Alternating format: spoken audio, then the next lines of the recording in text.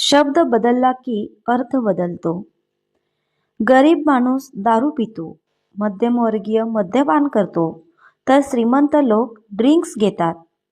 काम केल्यावर गरिबाला मजुरी मिळते, काम केल्यावर मध्यमवर्गीयाला पगार मिळतो, तर काम केल्यावर ऑफिसरला सॅलरी मिळते. गरीब करतो ते लपडं, मध्यमवर्गीय करतो ते प्रेम, तर श्रीमंत करतो ते अफेअर. शब्दाबरोबर शब्द मांडला की कविता होते, शब्दाने शब्द वाढला की भांडण होते, शब्दाने शब्द वाढत गेला की लेखकाची रॉयल्टी वाढते.